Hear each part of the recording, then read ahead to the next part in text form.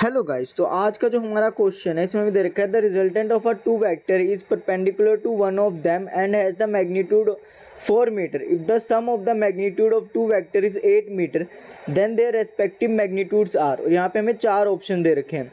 तो गाइस हम पहले लिख लेते हैं कि जो हमें क्वेश्चन में दे रखा है, हमें क्वेश्चन में रिजल्टेंट दे रखा है जो कि दे रखा है 4 मीटर, और हमें ए प्लस बी यानी कि दोनों वैक्टर का जो सम दे रखा है वो दे रखा है 8 मीटर।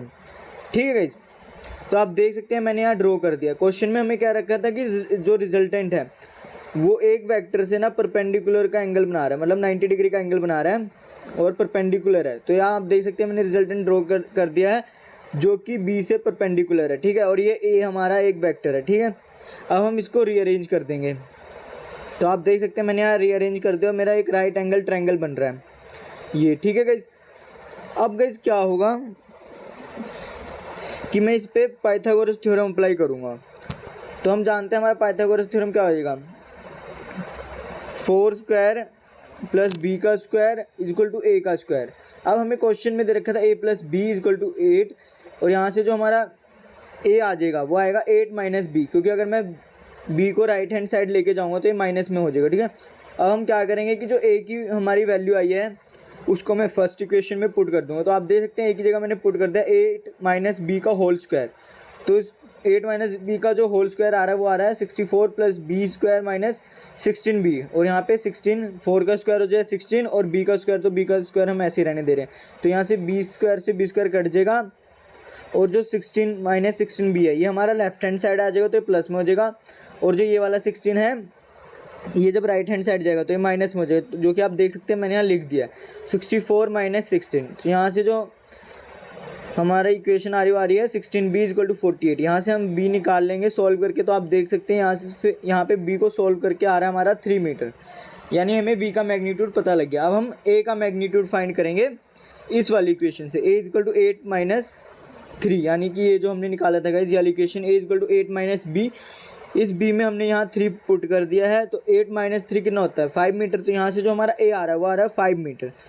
तो यहाँ से हमें a का मैग्नीट्यूड भी मिल गया और b का भी मिल गया, जो कि है 5 मीटर और 3 मीटर। ठीक है, तो इस हिसाब से इस क्वेश्चन के लिए सही ऑप्शन होगा ऑप्शन नंबर 3। अब गाइस हम दूसरा मेथड भी देख लेते हैं, जिसमें गाइस मैंने क्या कंसिडर किया कि यहाँ पे एक पार्टिकल है। ठीक है, मान लीजिए पार्टिकल, इस पर 2 फोर्स लग रही हैं a और b। तो गाइस हमें पता है कि पार्टिकल ये रिजल्टेंट की डायरेक्शन में कब मूव करेगा, तब जो ये जो पार्टिकल है वो रिजल्टेंट की डायरेक्शन में जब मूव करेगा तब ए साइन थीटा है ना वो बी के इक्वल होगा। तो आप देख सकते हैं इसलिए मैंने यहाँ लिख दिया a sine theta is equal to b. ठीक है गाइस, और ए कोस थीटा जो होगा ना वो किसके इक्वल होगा, वो रिजल्टेंट के इक्वल होगा। ठीक है, क्योंकि तभी हमारा पार्टिकल इस डायरेक्शन में मूव करेगा, क्योंकि ए साइन थीटा किसको कैंसिल कर रहा है, बी को, यानी कि जो ए साइन थीटा का हमारा मैग्नीट्यूड होगा वही बी के इक्वल होगा। इसलिए आप देख सकते हैं मैंने यहाँ लिख दिया a sine theta is equal to b, और इसको लिख दिया sine theta is equal to b upon में ए, और इसको हमने माना ये फर्स्ट इक्वेशन है। फिर हमने क्या किया, हमें पता है कि ए कोस थीटा ही है जो रिजल्टेंट प्रोड्यूस कर रहा है, यानी कि पार्टिकल इस डायरेक्शन में क्यों जा रहा है, क्योंकि जो ए कोस थीटा है ना उसकी वजह से जा रहा है। इसीलिए मैंने यहाँ लिखा है a cos theta is equal to r, और आर की वैल्यू हमें क्वेश्चन में दे रखी है 4 मीटर। इसीलिए यहाँ मैंने लिख दिया a cos theta is equal to 4, और इसको यहाँ रीअरेंज कर दिया है cos theta is equal to 4 by a. और एक गाइस हमें क्वेश्चन में दे रखा है a plus b is equal to 8, तो यहाँ से हमारा आ जाएगा a is equal to 8 minus b. अब हम क्या करेंगे गाइस, अब हम करेंगे कि स्क्वायर कर देंगे दोनों को और इन दोनों का सम कर देंगे। तो आप देख सकते हैं मैंने साइन थीटा का स्क्वायर कर दिया और कोस थीटा का स्क्वायर कर दिया है। तो यहाँ पे b प्लस ए का भी स्क्वायर हो जाएगा और प्लस 4 अपॉन में a का स्क्वायर भी हो जाएगा। ठीक है, जो कि आप देख सकते हैं मैंने यहाँ लिख दिया है। और हम जानते हैं कि जो साइन थीटा स्क्वायर है और कोस थीटा स्क्वायर है ये किसके इक्वल होता है, यानी कि sine theta square plus cos theta square 1 के इक्वल होता है। तो आप देख सकते हैं मैंने यहाँ लिख दिया 1, और ये बी स्क्वायर अपॉन में ए स्क्वायर प्लस 16 अपॉन में ए स्क्वायर, क्योंकि 4 का स्क्वायर कितना होता है 16, ए का स्क्वायर, तो ए का अगर मैं स्क्वायर कर दूँ तो ए स्क्वायर आ जाएगा। तब क्या होएगा गाइस कि जो ये ए स्क्वायर है ये हमारा 1 से मल्टीप्लाई हो जाएगा, तो यहाँ पे आ जाएगा a square is equal to b square plus 16। अब गाइस हमने ये वाली इक्वेशन निकाली थी क्योंकि हमें क्वेश्चन में दे रखा है a plus b is equal to 8, तो यहाँ से हमने निकाल लिया था a is equal to 8 minus b. तो अब मैं ए की जगह ये पुट कर दूंगा 8 माइनस बी।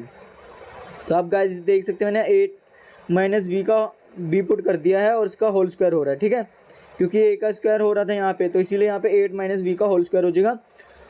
और 8 माइनस बी का होल स्क्वायर कितना आएगा यहाँ पे 16 plus B square minus 16b, और बी स्क्वायर प्लस 16 ये ऐसे ही रह जाएगा, बी स्क्वायर से बी स्क्वायर कैंसिल हो जाएगा, माइनस 16b है ये जब राइट हैंड साइड आएगा तो ये प्लस में हो जाएगा, और 60 और जो यहाँ पे 16 है वो जब लेफ्ट हैंड साइड जाएगा तो ये माइनस में हो जाएगा। इसलिए आप देख सकते हैं मैंने यहाँ लिख दिया 64 माइनस 16, और 64 माइनस 16 कितना होता है 48, जो कि यहाँ लिख दिया मैंने। तो यहाँ पे हमारा आ रहा है 16b इक्वल टू 48, और यहाँ इसको सोल्व करके जो b आ रहा है वो आ रहा है 3 मीटर। अब हमें पता है कि हमारी एक इक्वेशन आई थी a equal to 8 minus b, तो हम b की जगह अब 3 पुट कर देंगे, तो यहाँ से जो a आएगा हमारा वो आएगा 5 मीटर।